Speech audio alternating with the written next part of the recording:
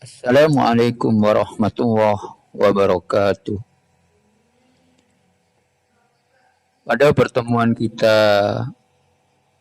pada siang hari ini, kita akan belajar tentang babul fasohah. Belajar tentang definisi, pengertian, dan pembagian fasohah. Apa yang dinamakan fasohah? Fasohah itu menurut arti lughat atau menurut arti bahasa, fasohah ialah perkataan yang jelas. Itu pengertian fasohah menurut arti bahasa. Sedangkan pengertian fasohah menurut arti istilah, hal ini berbeda tergantung penggunaannya. Makanya kemudian nanti pada nadom yang akan kita pelajari bersama, fasohah itu setidaknya nanti terbagi menjadi 3. Yaitu yang pertama yang disebut dengan fasohatul kalimah, atau yang dalam redaksi kitab Jauharul Maknun biasa disebut dengan fasohatul mufrad. Apa yang dimaksud dengan fasohatul kalimah atau fasohatul mufrad? Fasohatul kalimah atau fasohatul mufrad itu ialah fasih dalam berkata. Itu yang pertama. Kemudian yang nomor 2, apa yang disebut dengan fasohatul kalam. Apa fasohatul kalam itu? Fasohatul kalam itu adalah fasih dalam susunan perkataannya. Jadi fasih dalam susunan perkataannya. Kemudian yang nomor 3 yang disebut dengan fasohatul mutakallim.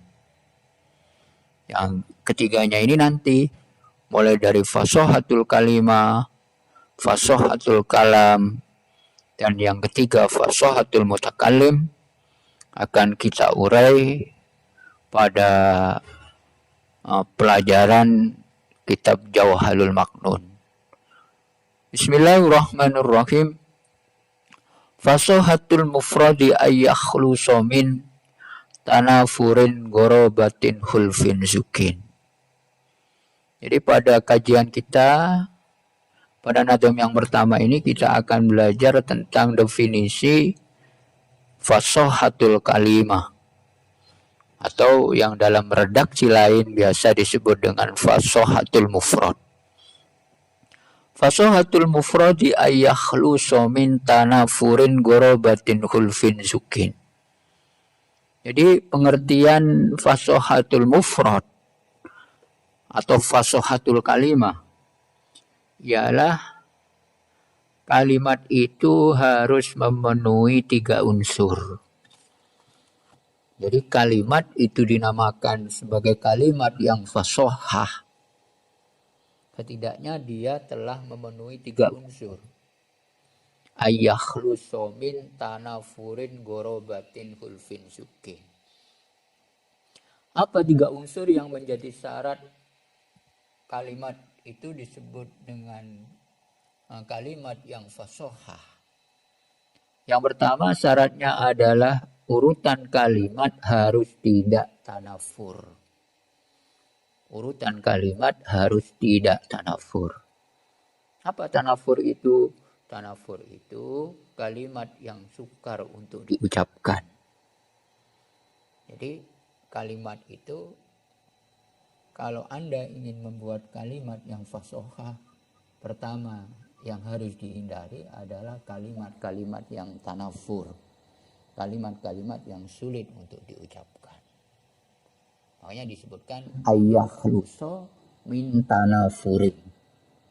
Itu unsur yang pertama.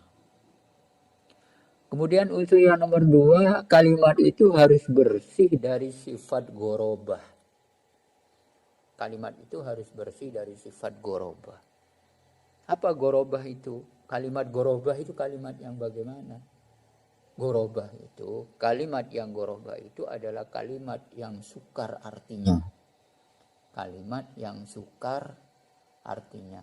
Kalimat yang sulit artinya, sukar artinya. Itu harus dihindari. Jadi ketika Anda ingin membuat sebuah kalimat yang fasohah, syarat yang nomor 2 harus menghindari kalimat-kalimat yang sukar artinya. Yang dalam bahasa Nahdlatul disebut dengan gorobah, gorib. Gorib itu artinya apa? Yang aneh. Gorib itu yang asing, maknanya asing atau maknanya sukar. Nah, itu harus dihindari. Nah, itu syarat yang nomor 2. Kemudian yang nomor 3 adalah tidak menyalahi pada kaidah-kaidah hukum kalimah. Tidak menyalahi kaidah-kaidah hukum kalimah. Yang dimaksud dengan kaidah-kaidah hukum kalimah di sini adalah kaidah ilmu nahwunya, kaidah ilmu sorobnya. Nah, itu tidak menyalahi aturan-aturan yang ada pada ilmu nahwu dan ilmu sorob. Nah, ini setidaknya 3 unsur yang harus dipenuhi ketika kita akan membuat sebuah kalimat yang fasohah. Jadi fasohatul mufradi ayyah khulusomin tanar furin gorobatin hulfin zukin.